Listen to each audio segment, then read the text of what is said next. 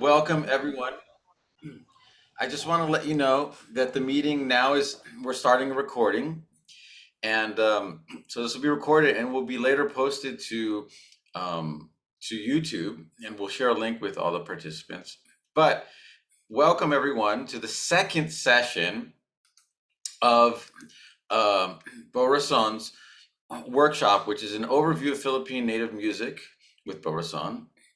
And I just want to give a little word about Bo, who's very talented and very knowledgeable and very kind to share with us his knowledge with the world.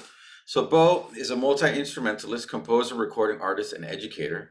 His influences are mainly native music from North Sub-Saharan Africa, Cuba, Southeast Asia, Brazil, the Caribbean, North America, the Iberian Peninsula, and the Middle East.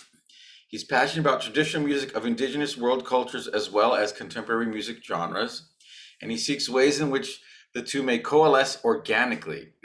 Hey, that might be a future workshop.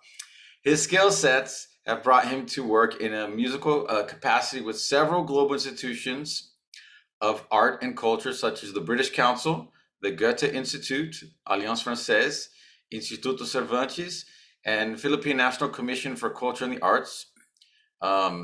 I know he has also performed at Smithsonian at their Folklife Festival. He has also taught world and Afro-Latin music at the University of the Philippines, as well as teaching music to K through 12 school kids in California. Bo plays several stringed and skinned or percussion instruments from diverse global cultures and has performed with many major artists from around the world in MIDI settings in venues in Asia, Europe, and the Americas. And with that, I want to hand it over to Bo and enjoy. Thank you very much for that stellar introduction, Pablo. Some of that is actually true. I'd like to start by I think we have some people here who were not able to, or were not at the part one last week. So I want to recap just a little bit, maybe a brief synopsis of what this is all about. Philippine native music. There are again, the Philippines, the general impression is that it's a small, small country. It's not that small. It has the fifth longest coastline in the world. It has 7,641 islands, high tide or low tide, give or take a few. And there's approximately 175 ethnolinguistic groups throughout the archipelago. So it's virtually impossible to discuss the music of the whole archipelago or the whole country. So today we're focusing, as we did in part one, on the two major ethnolinguistic groups which seem to have the most impact or draw as a resource for contemporary musicians and students of ethnic music, etc., ethnomusicologists, a source of inspiration for their projects, which is to say the music of the North, the Cordillera Mountains, which we covered in part one, and in the South, in the island of Mindanao, the music of the Maguindanao and the Maranao peoples. So that would basically, part one covered the North. Today we're going to go into the music of the Southern Islands, the gong music of Mindanao, from the Maranao and the Maguindanao people. And then I'm also going to include, because the Philippines was a colony of Spain for approximately 333 years, we're going to touch a little bit on the Hispanic influence. So, but first, a little word about the indigenous people in Mindanao, which is where we're going to start today. Prehistoric proto-Filipinos, it was not called the Philippines back then, obviously, but prehistoric proto-Filipinos were practiced animism and shamanism, much like their counterparts, globally elsewhere. In the 7th to 12th century, and perhaps this is not very well known, but from the 7th to the 12th century, Common Era, there was a Hindu-Buddhist culture in the Philippine Islands, which was part of the Sri Vijaya, or Sri Visayan Empire, which was based in Sumatra, present-day Indonesia. So it's very interesting. Before Islam and Christianity came to the islands, they had a Hindu-Buddhist culture, much like Bali, or perhaps like the Khmers in Cambodia, something similar to that, because of the influence of the mother empires that I like to call, which is the India and China up there in Asia. So the migrations moved. The Philippines, if you look at the map, it's a gateway. It's right in the center there, Southeast Asia. So it was a gateway and a main migration point from Asia into the Pacific and vice versa, Pacific Islands into Asia. So a very interesting blend of what developed there with the people. Having said that, we're going to look at the main instrument groupings in Philippine native music can be predominantly considered to consist of gongs and bamboo. And here I have the definitive book by Jose Maceda, a scholar. It's called Gongs and Bamboo. I'm not sure it's that easy to find. You might find it on Amazon, but it probably costs a small fortune. I was fortunate enough when I was teaching in the University of the Philippines to procure a copy. But this is the definitive book on Philippine native music, if you want to know more about it. Gongs and Bamboo by Jose Maceda. All right, so with that, we'll just jump in right away. Today, we're going to start with the music of the South. Mindanao is the large island at the very southern part of the Philippines, and it has cultural affinity with the lands below it geographically, like in Indonesia, Java, Sumatra, Borneo. They have similar gong cultures and stuff there. I'd like to start by showing you this instrument. The Maguindanao people, which are a large group of ethno-linguistic group in Mindanao, their music is called kulintang, and it's gong music. It's a gong ensemble, and they use this word palabuni-bunyan, which is what they call the ensemble that gets together and makes the music. Now, similar to Afro-Latin or Afro-Caribbean music, there is an instrument and a pattern that holds the glue. It is the glue that holds the rhythms together. So in this case of the Maguindanao people, it is this, which is called the babandir or babandil. Sometimes it's L, sometimes it's R. This holds the timeline, and it plays patterns where the other parts latch onto and revolve around with. So for instance, this is a pattern for a rhythm and genre called the binali. 1, 2, 3. And then from there, the other parts come in and everything glues together.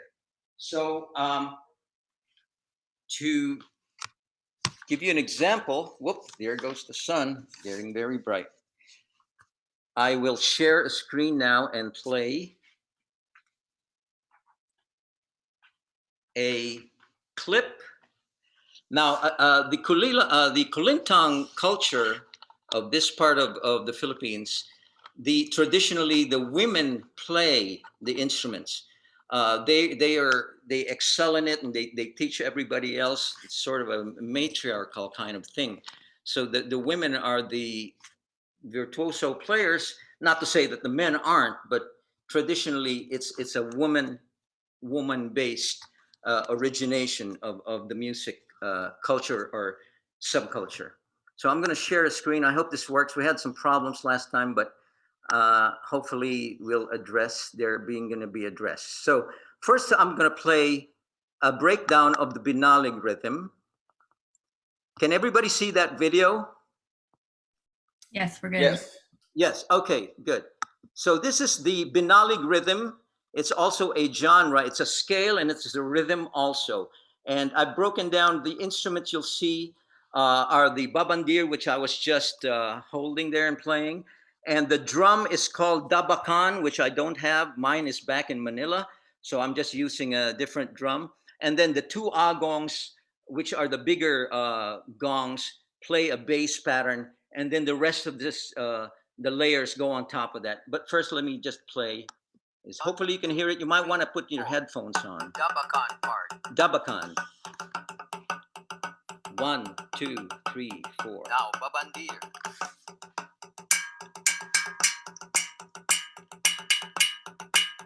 Low agong.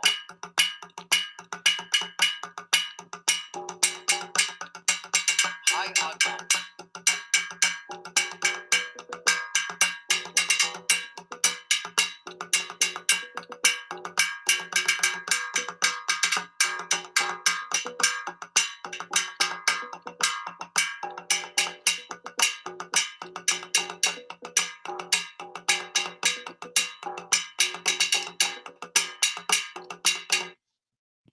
Okay.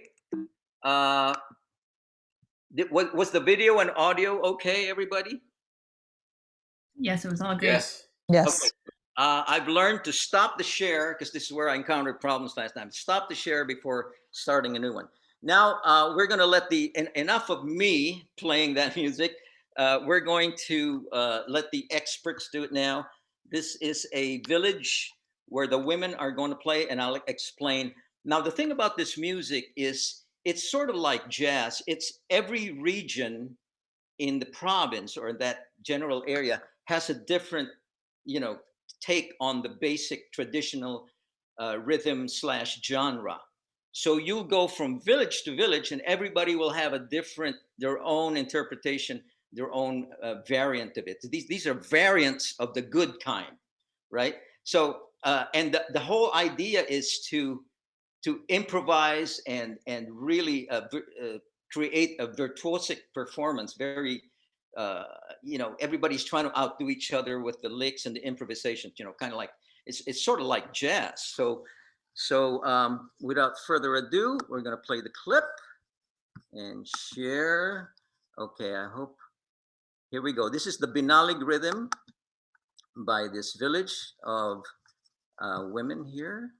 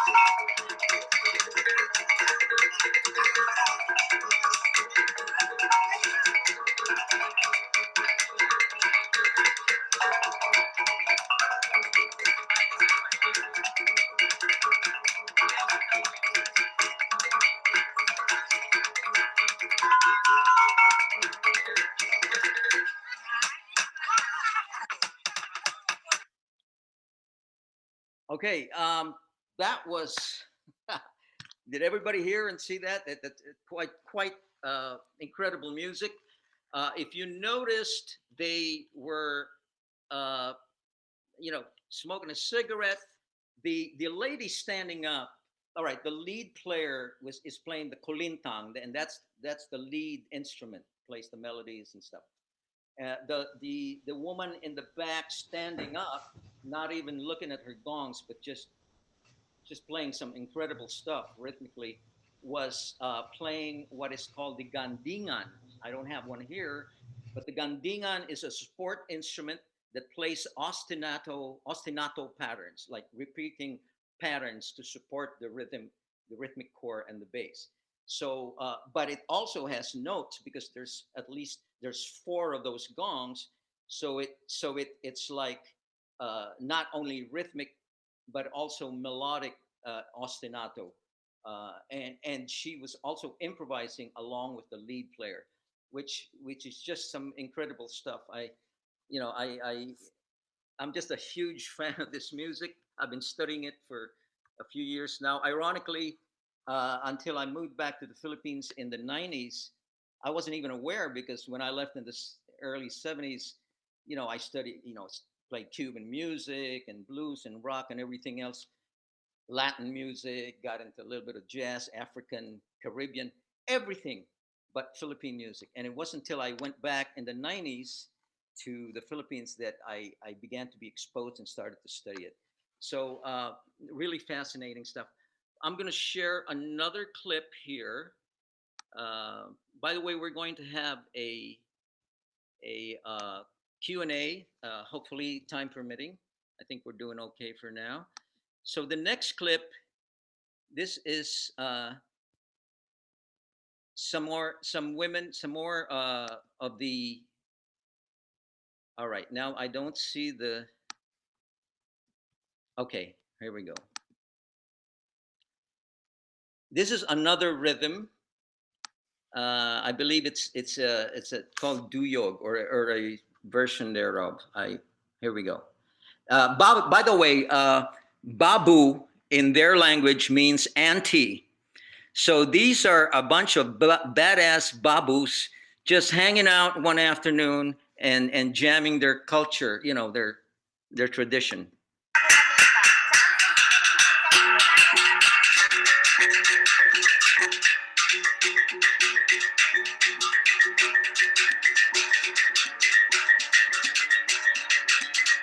So we're not seeing the video this time.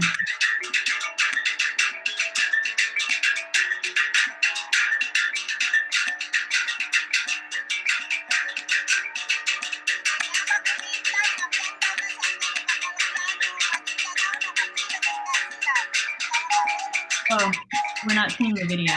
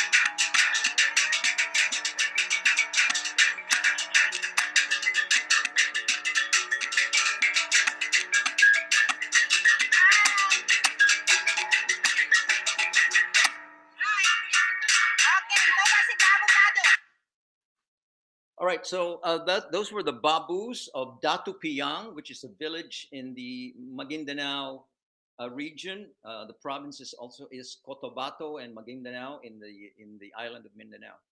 Now, you know, it sounds very exotic to us, and it sounds like, well, they're just jamming and stuff, but actually, there are these are ages old traditional patterns and melodies, and they actually have set endings, um, and then they have conversations, you know, with each other in between in the body of the song.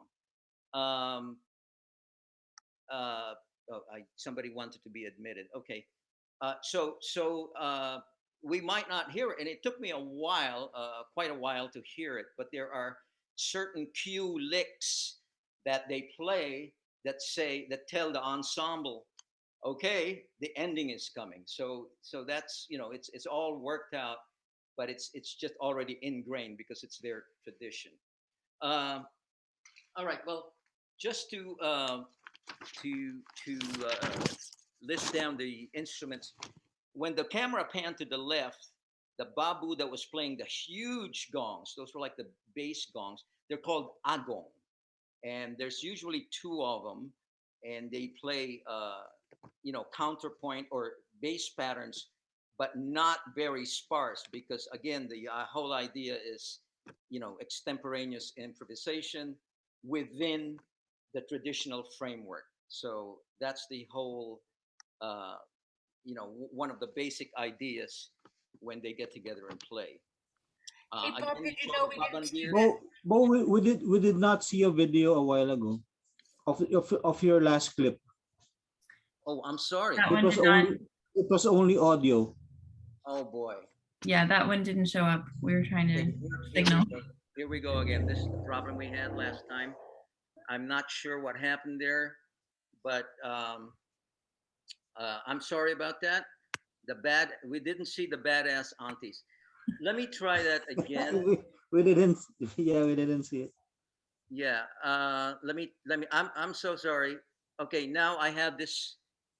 Should I press the clip first and then share? Let's try that. Okay, play the clip and then share. Okay, it's highlighted. That's probably what I should have done. Also, just a reminder to everybody, we're going to send around Bo's playlist to everybody afterwards, along with the recording of the presentation. So you'll be able to watch these again and again. Can you everybody see the video now? I probably should Yeah. ask that every time. Yeah, let's just I make will- sure to ask it every time.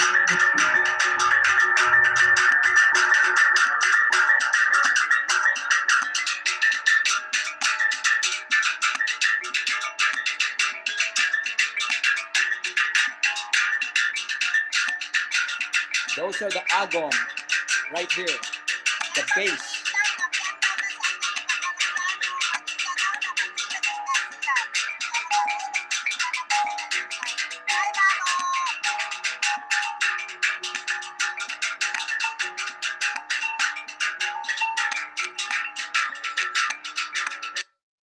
All right, well, since we've heard the audio, I'm just gonna cut that short. Again, I apologize for that.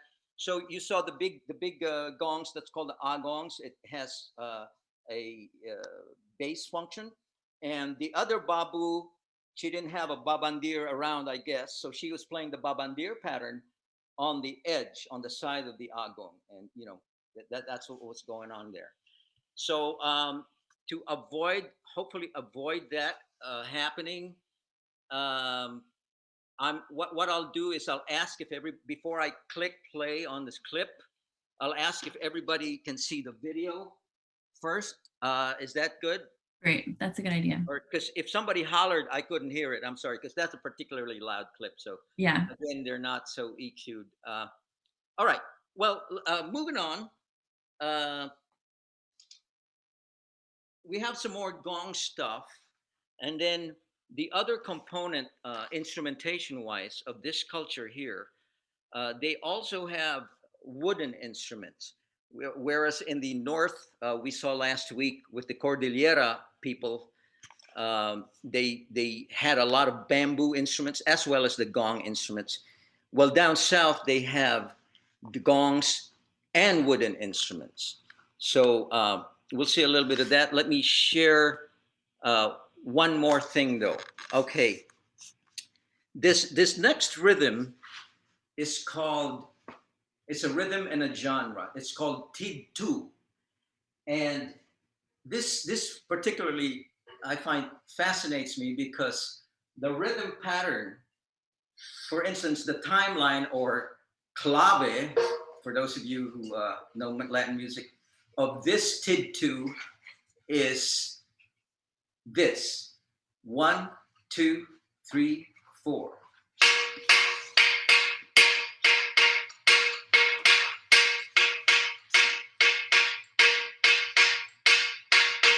So let me just clap it.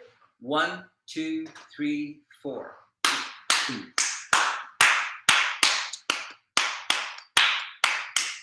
Well, guess what? That rhythmic cell or unit, that particular pattern, is found in many, many other places in the world. It's found in Brazil, samba de roda. It's found in the Caribbean, in Cuba. It's the macuta bell pattern. You find it in calypso music. You find it in Puerto Rican music. You find that rhythm pattern in West Africa, of course, where a lot of the Afro-Latin originated, the mother lode. It's found in India. It's just found all over, that particular rhythm. I call it the throb of Gaia. But anyway, it's just fascinating how, you know, it's a universal global rhythm. So without further ado, let me just show. We have some. I'll get to the messages in a while, and just bear with me here, everyone. So I shall now. I think I've learned how to do this. Let me just. All right. So here is my own breakdown of the TID2 rhythm, and please tell me if you can see that. We don't see it. You don't see this? We just see your desktop. Okay, I'm sorry. All right. Okay. I forgot to stop share. Okay, this is really okay. Now, do you see this now? Yeah, there you go. Yep. Okay, here we go. This is the TID2. Yes, I see it. This is the TID2 breakdown. 1, 2, 3, 4. Japakan part. I agong. No agong.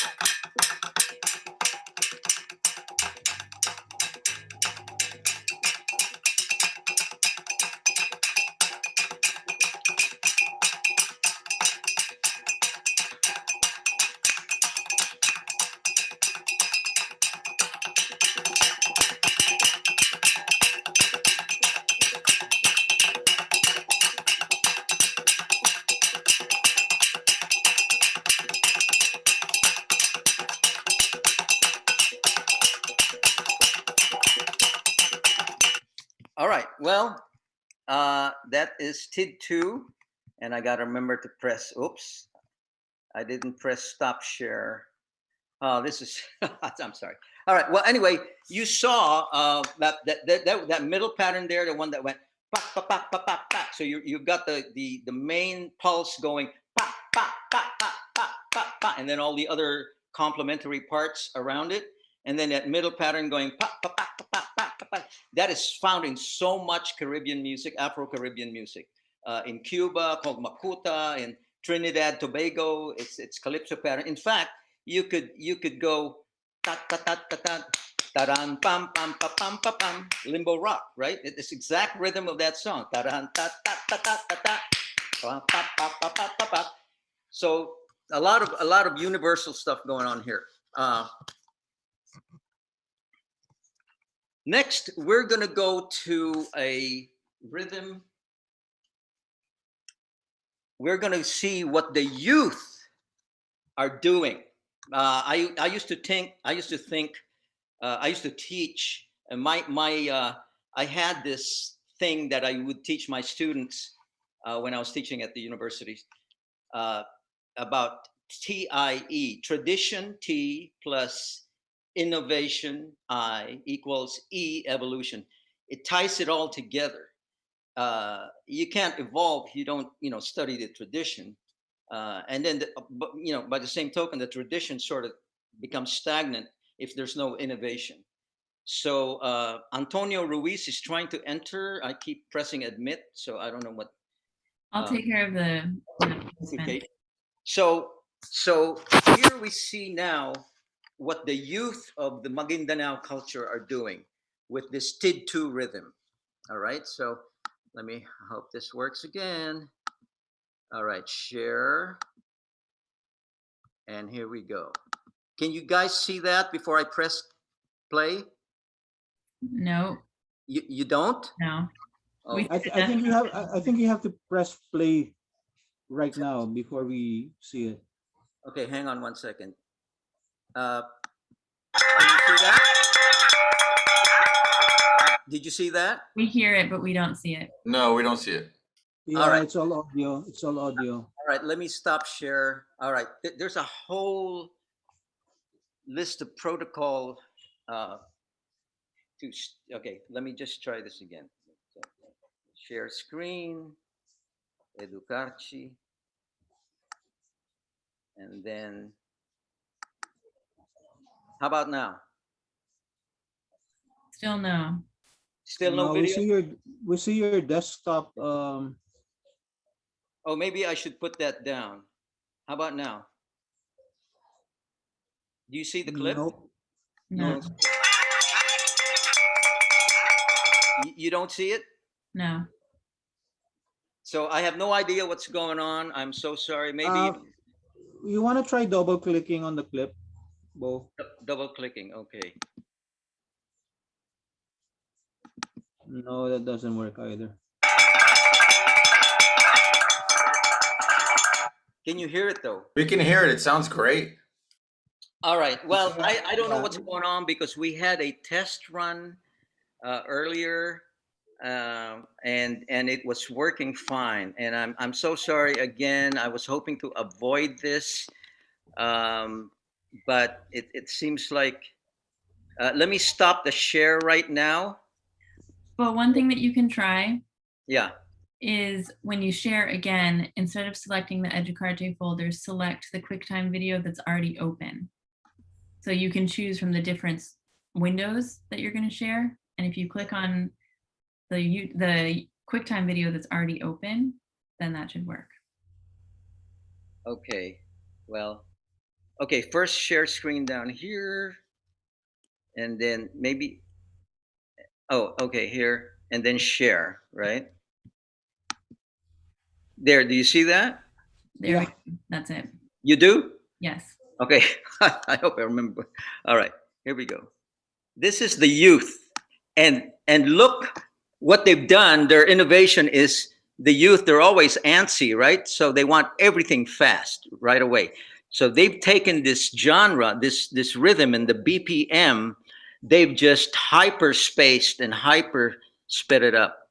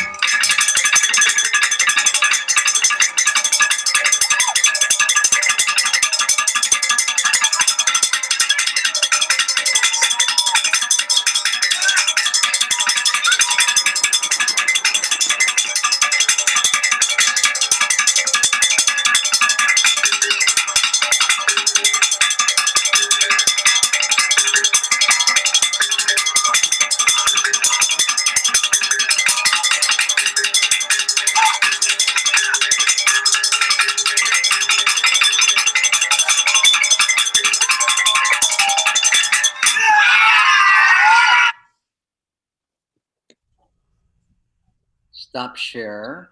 Well, let me close that and then All right. So that was the hyper sped up version of TID2. As you can see, it was very fast.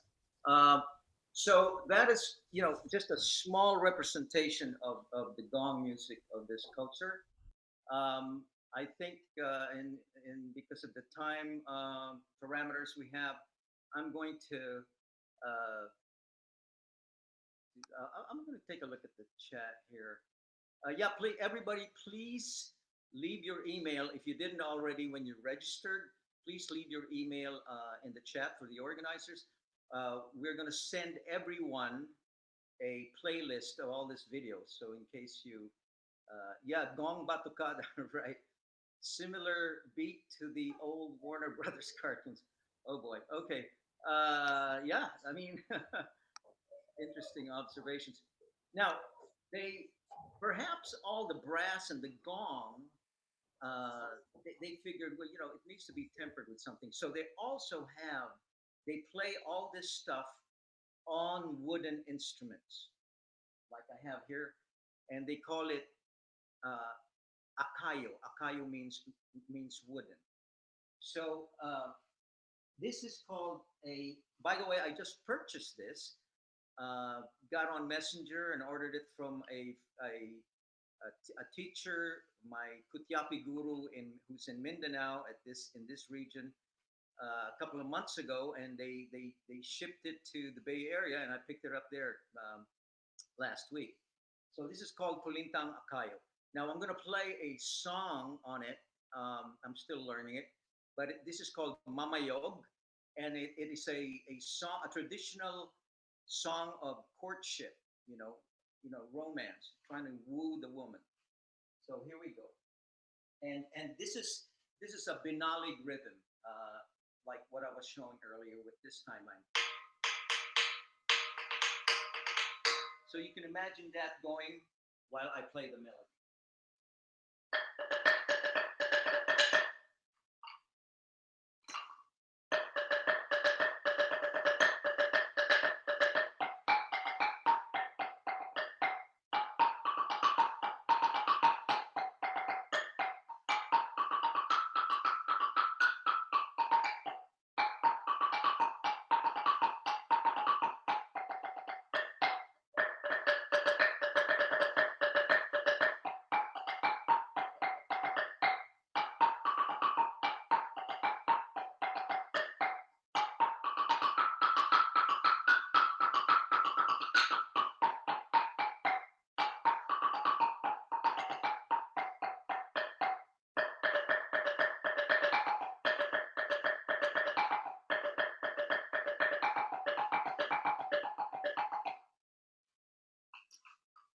Was everybody able to hear that? I'm wondering. Yes, sounds wonderful. So that's the wooden component. We're going to go to now that sun is really getting my eye. So the people, the Maguindanao people, and the next door to them are called the Maranao people. Islam came to the Philippines in the 14th and the 15th century. So it flourished and thrived for at least 200 years. And it was able to, the culture was firmly entrenched by the time the Spanish came in the 16th century. So there were areas that were not conquered by Spain in the Philippines. And these remained Islamic in culture and religion. And the music was also influenced by it.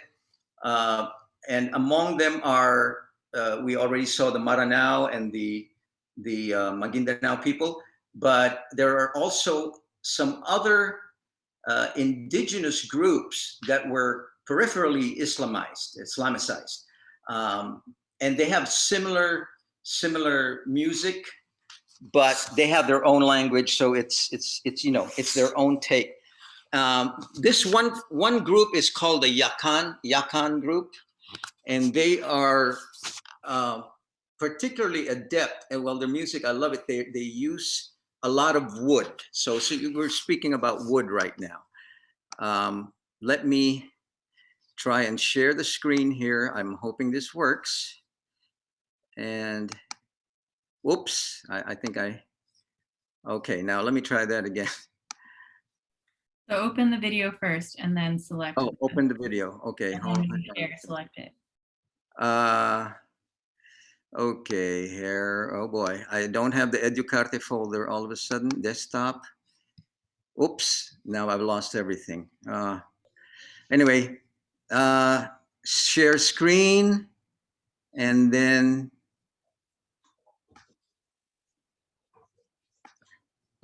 let me open this. Someday I'll get this, I don't know. Okay, now I've lost, now I don't know how to get back. I am so sorry. Oh boy. Oh, there we go. Okay, share screen. There you go. EducArte. Open the video. Now these people are called the Yakan people, and let me open the video. Did you see that when I opened it or no? No, so I would unshare. The video is already open on your computer, right? So Right. now when you share, select Okay. the Now, window now that the has the video. blue share button. All right, and then yeah, can you see that now? There we go. Yes. No, you don't. Okay. All right. No, we see it. It was good. Oh, you do. Yeah. I said there Oh, we go. I'm sorry. Okay. All right. So this is a sample of Yakan music, and these are logs that they've strung up horizontally, and listen to their patterns and the notes.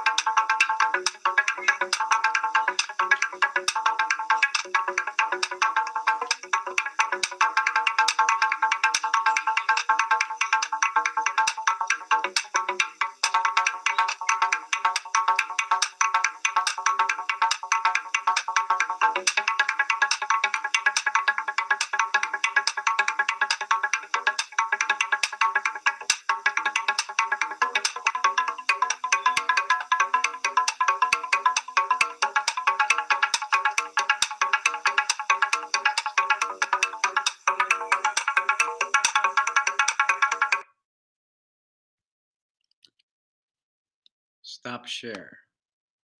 Okay. All right. So yeah, luntang in Maguindanao, they call that luntang, and the Yakan have another word for it. It's in the YouTube clip. Rest assured, everybody will get this YouTube clip. I'm going to move this.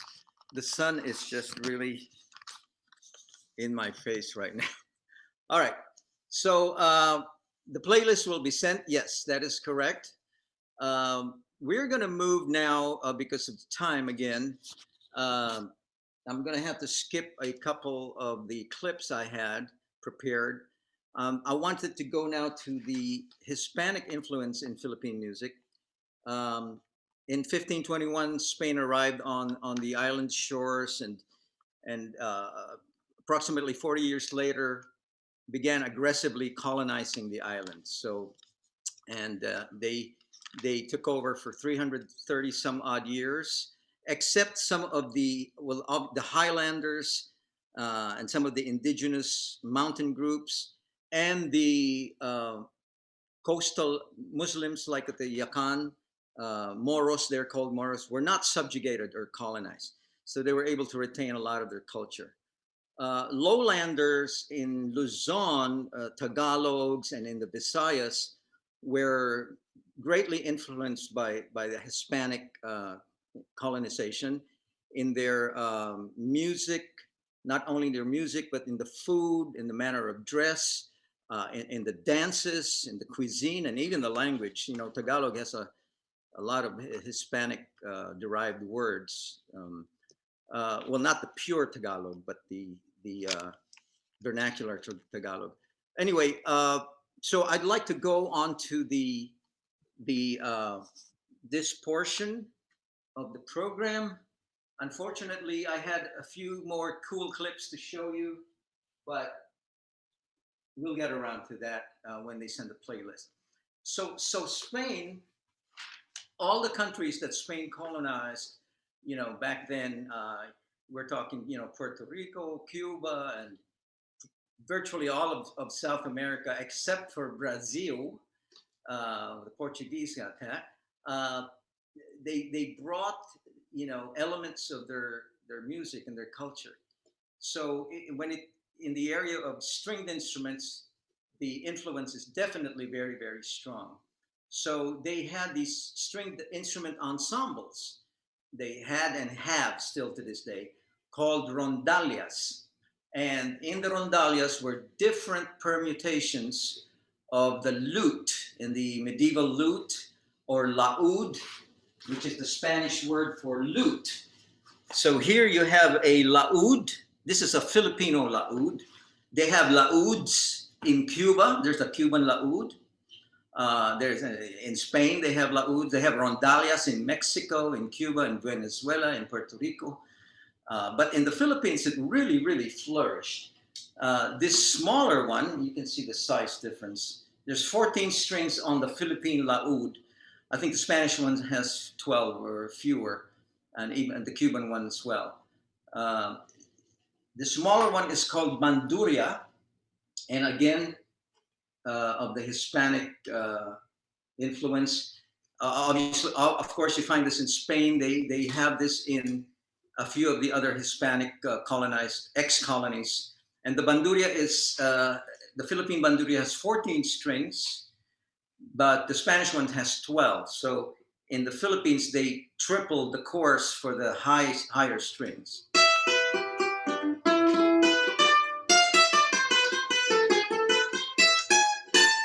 Now, hopefully, I prepared a clip for you all that hopefully will play. Let me just do this. Now I'm getting a little PTSD about playing the the clips. Okay, share screen. Oh, how were they tuned? Oh, good question. I'm sorry, I meant to address that. They're tuned in fourths. Okay, traditionally, they're tuned in fourths. This is my laúd, and traditionally the top string, that's an F sharp, and you go all the way down. So all the way down in fourths. So there's a little, it trips you up because it's not quite like the guitar. So instead of, you'd have the major chord like that major triad here in the guitar. But there, see, you'd have to slide down one because of the contiguous fourths there. But then on the other hand, the fact that it's tuned in fourths makes a lot of the jumping around, you know, easier. So yeah. Let me play you some clips, and I'll probably just not talk in between and try to get these all played. Okay, I think I have to press the blue button first. And now this is me just with a sample of a Philippine folk song with how the laúd and the banduria interact and interplay with the guitar. The banduria usually is always playing the melody. It's the highest pitch instrument. And then the guitar is playing the chords and sort of the bottom. And then the laúd is in between range-wise. So it plays in counterpoint with the higher pitched banduria and supporting trills and stuff like that. So let's hope this works. Can you guys see that? No. No, you can't see it. Not yet. So No?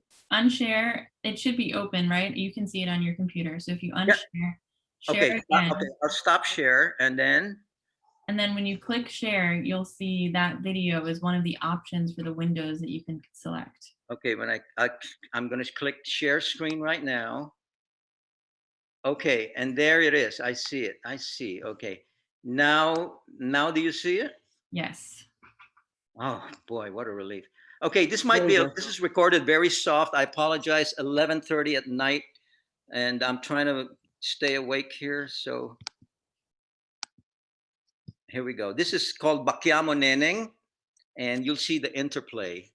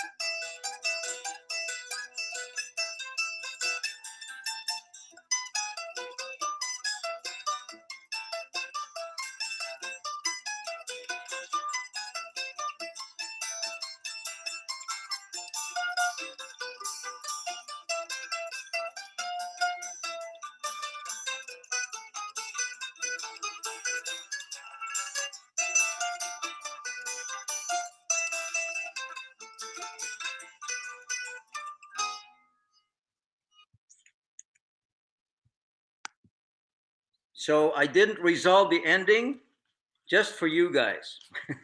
Kind of like that hanging, no tonic ending. How'd you like that, huh? Faked you out a little bit? We want All right. more. Anyway, I'm sorry. We want more. Yay. Yeah. Okay. You get more. Now, enough of the old geezer playing. Watch these kids. Now, I want to just say before I play these kids clips, just virtuoso performances. They are interesting arrangement. Thank you so much. Thank you so much. You can tell it's a little Cubano, touches there. But again, we can see the Hispanic, not just Hispanic, but European and classical music influences now with this, with the lowland and coastal peoples in the Philippines, and you will be able to see all that with the sophisticated. They've really done. These are all folk songs, but they've done very sophisticated arrangements of it. First, we're going to see a typical provincial rural group of manongs or elder guys, elder dudes, just jamming in rondalia style. Okay, so share screen, EducArte, and then share. I hope you can see this. Can you see this now? Can you see that? Still Yeah, the so desktop. so You do? do the same thing again. Though it's open on your desktop. So Okay. unshare, share again, choose the window that has that video in it. Okay, choose. Okay. Oh, thanks, Kate. All right, here we go. By the way, they also are very.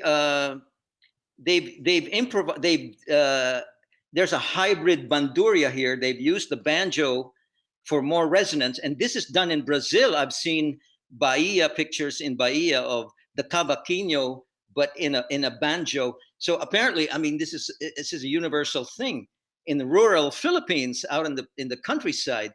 They do the very same thing. They've just done it here, and so they call this banjuria instead of banduria. It's banjuria because there's a banjo body on the banduria strings. Here we go. Oh, thanks.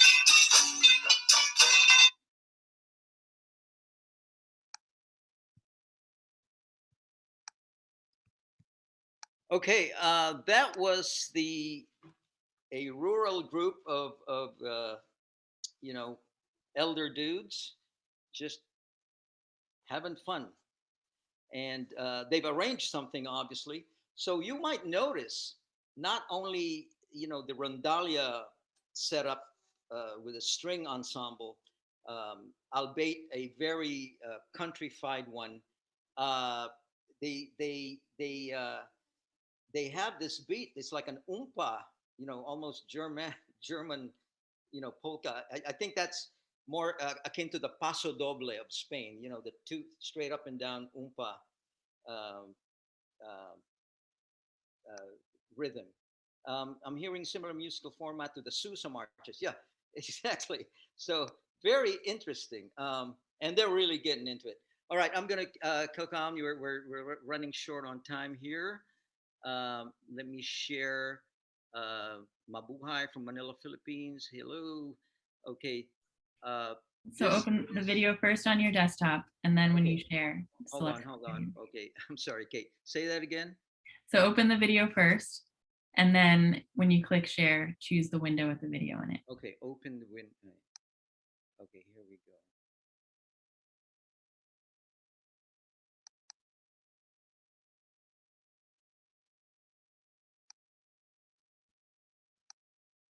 Uh,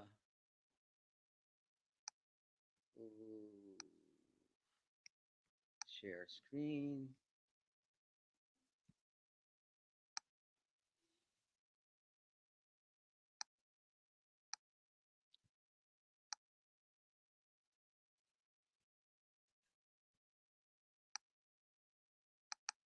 Do you see that right now?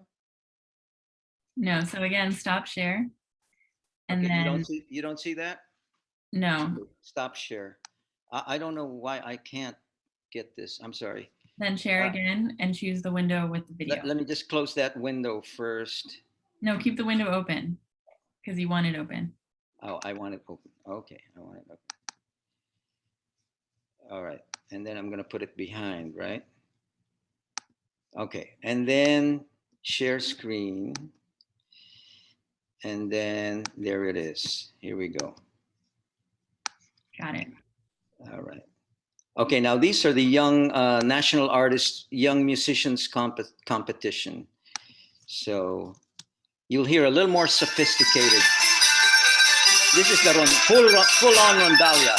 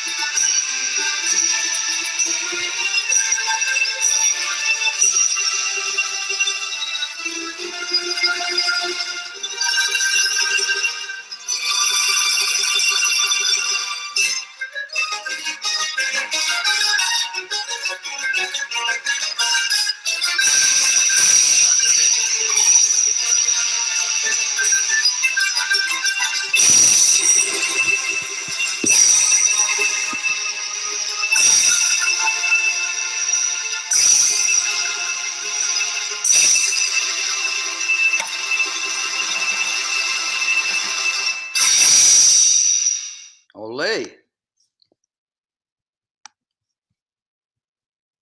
So that was that had a little bit more. Was everybody able to see that? Yeah. Yeah. Good. A little more harmonic sophistication there, and with the reharmonics. I mean, they're basic, you know, folk songs, you know, 1-4-5 and simple progressions, but they've managed to orchestrate a more, you know, sophisticated type of harmonic changes there.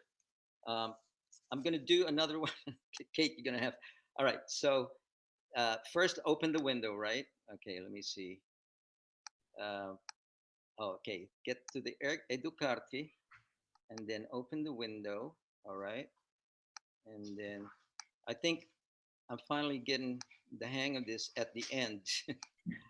All right, so share, and then click, and then can you guys see that? Yes, we got it. All right. Now these are this is the solo component, but they're mostly duets. Now watch these kids. These are some incredible performances here with the banduria and the guitar. It's a pastiche of the same piece of the competitors.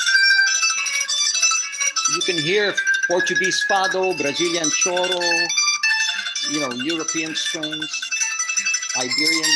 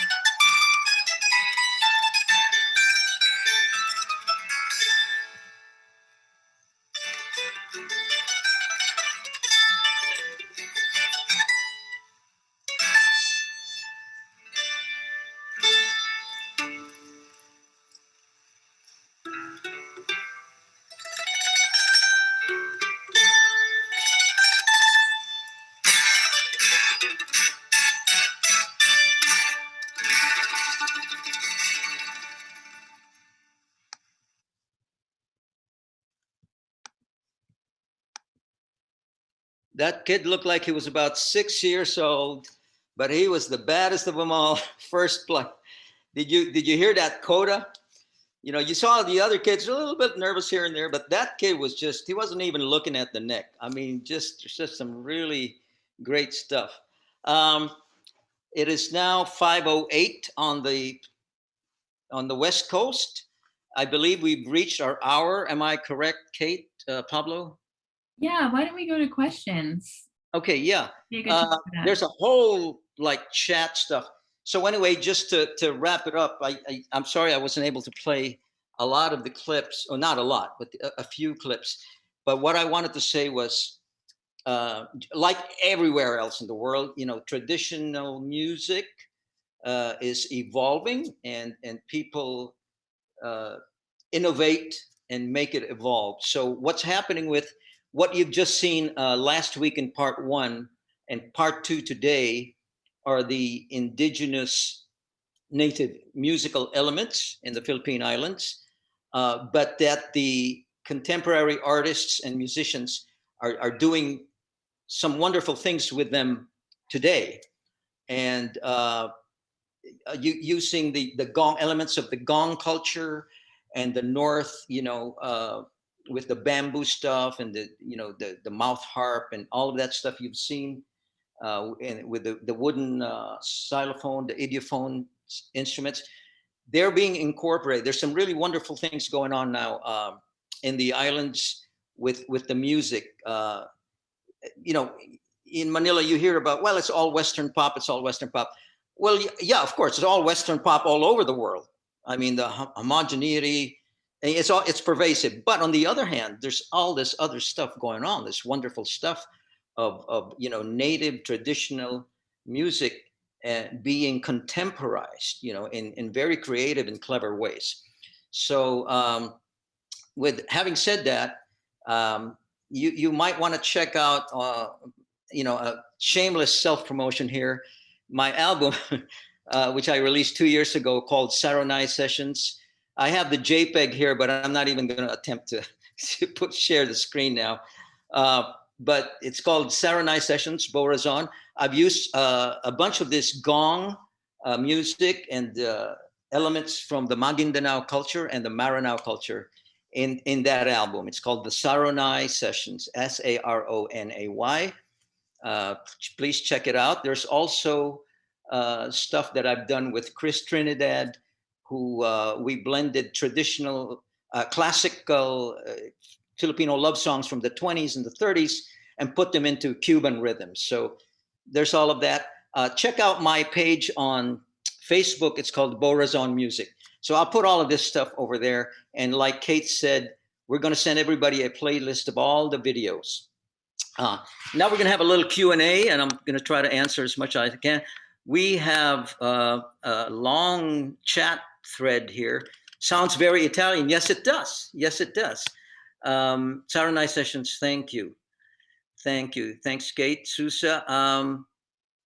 Similar to the Turkish kumbus, hybrid banjo oud. Well, very interesting. Bass player is rocking. Yes. Yes, ma'am. And thank you. Interesting arrangement of Bakyamuneneng. Don't want to ruin the surprise. Okay. Anyway, are there any questions? Let me look in the beginning of the thread. There might have been, oh, no video. I should check the chat. I'm not, you know, all these things going on. Oh, we're not seeing video. We didn't see the badass aunties. Possible to get a PDF of this lecture? I'm not sure. Kate, PDF of this lecture? I think that would be something that you, if you have like a, if you have. Oh yeah, yeah. I have my. Actually, yes. I'm going to organize it. I have my, you know, my notes. I'm going to organize it, and then we'll. Now, I wanted to know how to get a hold of everybody who's attended so far. I hope we can watch this lecture again on YouTube. Yes, folks, this is this and part one a week and a half ago. They are going to be, they are archived on the EducArte website. And while we're there, it's a good segue to thanks and Kate Spanos and Pablo G. Oliveira, who spearhead EducArte, a great organization that promotes global sharing and cooperation and of different cultures and different art expressions for different cultures. I'm losing my words here. Anyway, thank you again to Kate and Pablo, and to all who attended. I haven't seen some of you folks in ages, and it's so wonderful to see you all today. Thank you again. I apologize for the clumsiness of the technology on my end with the Zoom protocols of share screen, but one day I promise I'll get it down. We have a couple of questions in the chat here. The first one is from John Calloway. Are there music styles and genres from the very north that are not fully or yet documented?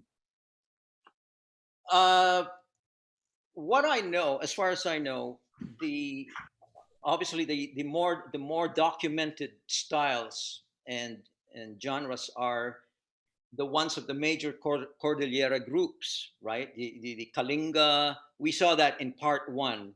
And folks, check it out, please. Part one has some really, really great, cool stuff.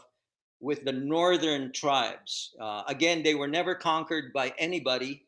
So thousands of years, they have, we showed the epic chant of the Ifugao tribe and people.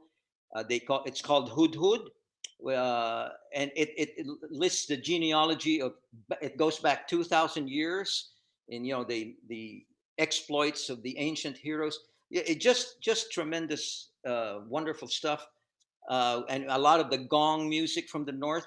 As far as not fully or yet documented, I would say that the more obscure, so to speak, tribes that fall between the cracks of the top 40 of the Cordillera.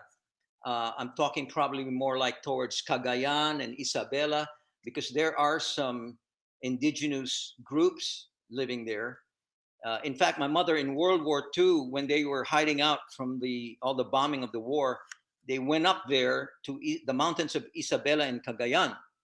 And some of the stories she would tell me was, they would encounter the people of the land, in her words, which were the indigenous people there. And they were called negritos because they looked like Papuan New Guinea people, and some of the indigenous Australian people in Australia. So these were the first peoples in the Philippines before all the migrations came. They have their music, and I'm sure that it's not documented enough. All right, we have another. There's a link on the chat thread, everybody, to the first workshop a couple of weeks ago. Is there a fusion of the gong bamboo music with Spanish influence music? I'm wondering about tuning. It's very interesting, Maurice. In fact, you can, obviously the gongs are fixed tuning, and they're not in the Western, even tempered system.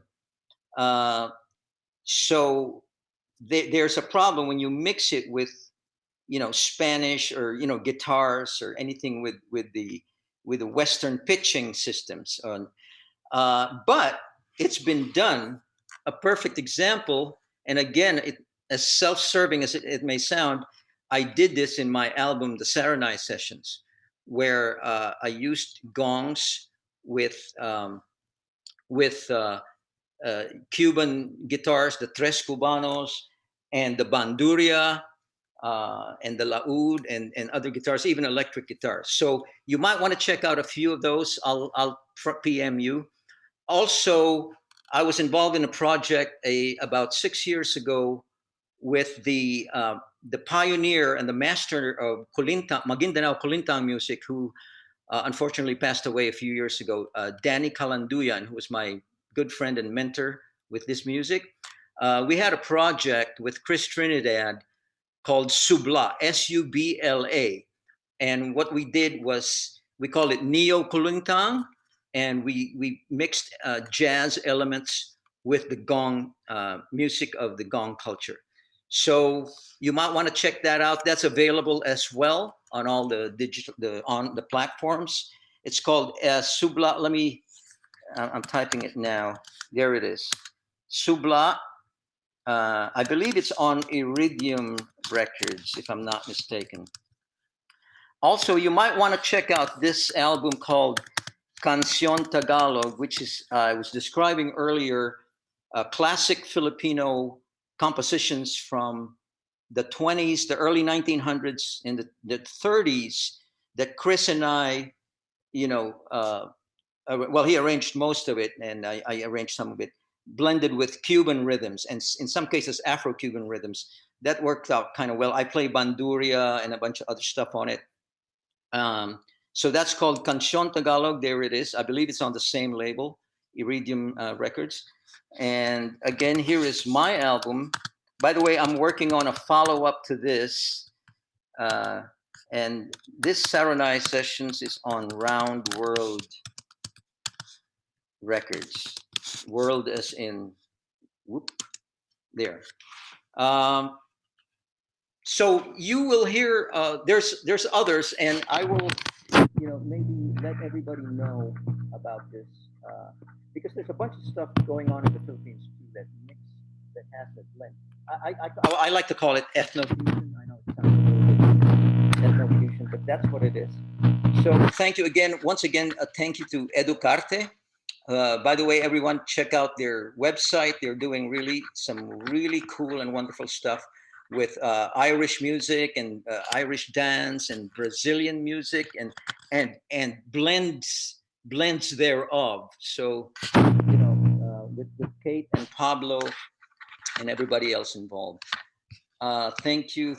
Oh, yes, thank you. Well, thank you again. If there's any more questions, are the strings Nile, gut, or fluorocarbon?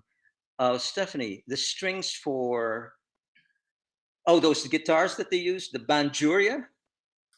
Yeah, the Banduria, I mean, those are steel. But you're right, the Banduria, they're using gut nylon. Yeah, it's a little softer edge to it. But when you saw the rondalia, the string ensemble, those are all strings, steel strings. Who manufactures the strings for the band? Wow. Can you get any more specific there, Steph? La Bella makes, I tried buying my tres strings from La Bella, but the gauge is a little bit too heavy for me. So, but I tried their Banduria strings once. They weren't bad. The Banduria strings, I had a whole bunch when I got this in the Philippines a few years ago. So, I don't play it a whole lot, so I still have them. But I think there's a website called Just Strings, if I'm not mistaken. Yeah, and they're really good. I've ordered a few times from them, and they're really, really good. They got a whole bunch of them. I have a couple of ouds, and I order my oud strings from them. So, thank you, Vicky, thank you, Stephanie, EducArte, thank you, Anne, Nancy, Wam, and Dave. Good to see you. Gabrielle, thank you. Anything else? What do I need to do, Marcella? I think that's great. I wanna thank you, everyone. A big round of applause for Bo, because that's fantastic. Really, we're so privileged to work with you, and I was telling Bo before we started. I heard the music and I was already imagining, oh my God, it fits so well, perfectly with Brazilian music. I'm looking forward to the day where I get to play with Bo in person. And yeah, I also use Just Strings for cavaquinho strings. It's great to order Yes, from there. absolutely. But thank you very much, and I want to thank everyone for participating, and wish you a happy weekend, and look forward to perhaps more engagements and collaborations with Bo. And we have a full roster of programs, like you said, that we do online, but also more in person in the Washington DMV. And if you go to our website, www.educarteinc.org, and Kate will put that in the chat. And I want to also give a big thank you to Kate, who's our executive producer and the woman behind the scene. She's the woman behind all the men doing she does the work. So thank you, Kate, and thanks, Bo, again. The real boss. The women are the real bosses. That's right. That's it. That's true. That's right. The badass aunties. Hey, that's a good name for the group. Badass aunties. All right, everybody, take care, stay safe and healthy, and we'll see you next time. Check out the website EducArte, and drop a line. Check out my page, my Facebook page. I'm still constructing my website. I just Mr. Technology here. Anyway, everybody have a great weekend. Thanks. Bye-bye, everyone.